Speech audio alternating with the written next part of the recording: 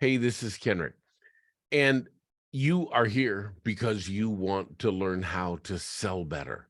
You want to learn how to bring clients into your coaching practice easier and not be commoditized. You want to make this whole process of selling, of convincing them up to today's standards, not based on the old nonsense of time gone by that doesn't really work that well. And it's based on outdated models and models that your customers are likely very familiar with themselves.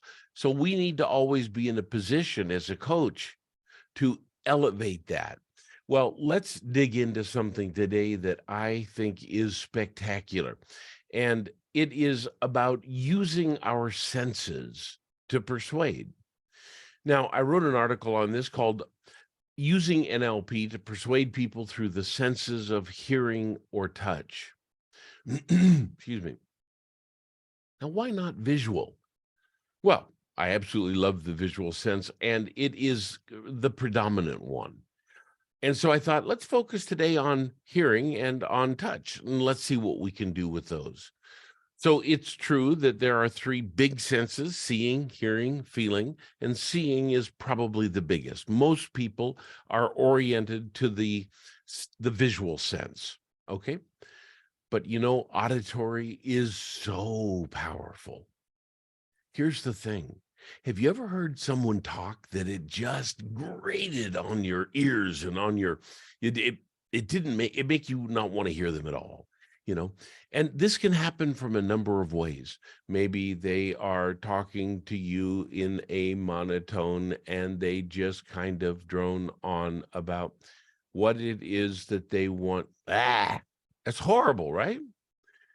Or maybe they interrupt the you see, really well, what I used to do, in a situation like this, well, it reminds me of what my, my grandfather said to me when I was young, uh, and he actually said this, and how do you like that? In that there it's like, "What? Would you spit it out already? Get to the point." Right? How about people that, um are just using their voice in a way that is it's kind of like they're unconscious of it. So they're talking away and they're they're using a kind of a strained voice, and they don't really even aren't sometimes even aware of it because a lot of people don't really pay a lot of attention to the way their voice sounds, so it's not very sonorous or resonant. And that hurts. But, there are a lot of people out there that don't pay much attention to their voice. But the big offenders often are the people that don't pay attention, and so they sound monotone, or they don't think it's important, so they just talk. When in reality, the way you use your voice is exceptionally powerful. Listen, it's how preachers maintain a connection with their audience. It's a way you can use it to bring people in to what you're saying and doing. It's a way that you can leverage something so powerful that's largely outside the awareness of what other people do. There's a few easy ways to do that. People use language that indicates their preference. Like, for example, if they're going to talk about auditory words, they might be using words like hear and sound, simple words that can let you kind of also know that maybe those kind of words would be helpful for you. And second of all, you'll hear the way they're using their voice. They may talk like I'm doing now. They're being a bit more up and down, sing-songy, if you will, with their voice. They may sound almost like they're keeping a rhythm with the way they're talking, or that they're using it in such a way that they're allowing it to crescendo and then drop down again. Great talk show hosts do this all the time. These are all things you can do.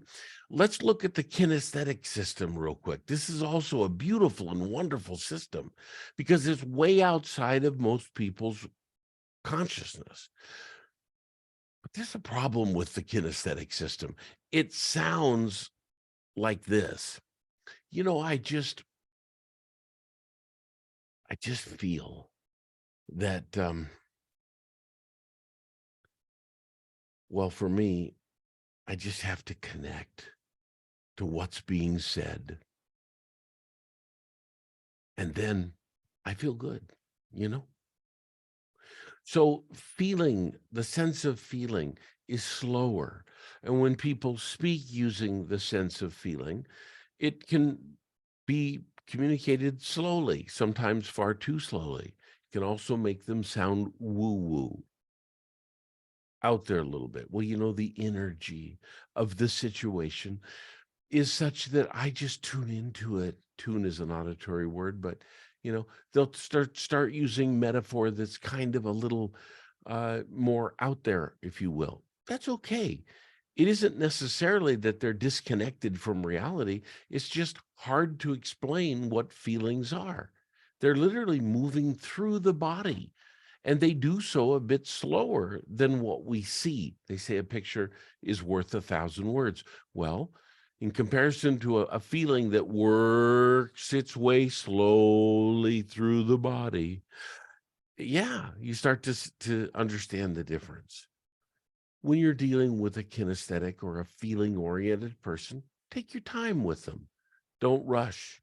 Don't go, oh my God, I wish they'd hurry up, because it won't help.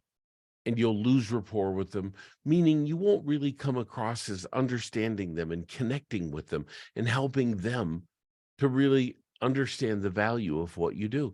So allow yourself the time it takes. After all, if you're not going to allow the time it takes, why do it? Why not just say, look, I'm sorry, I don't think I can help you.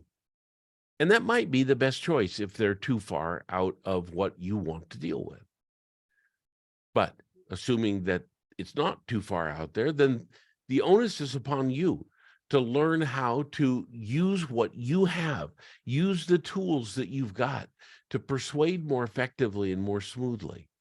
Auditory is a great one, and you can work with that all the time. How? Turn on a morning drive talk show host, and you'll see that they're talking like this.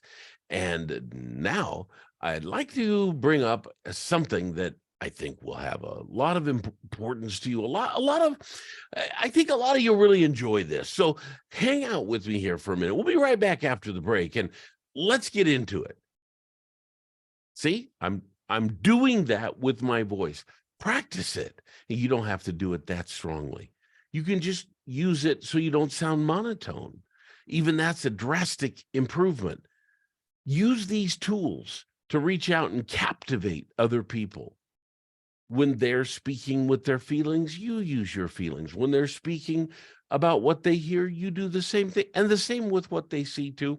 But we have a whole different video on that and lots more about these subjects. So stay tuned. You might want to check out what I wrote about it. You might find it really helpful and really interesting. If you want to sell more, have better coaching clients that you connect deeper with and stay with you for longer, that equals more profit, right? All right. I look forward to talking to you real soon.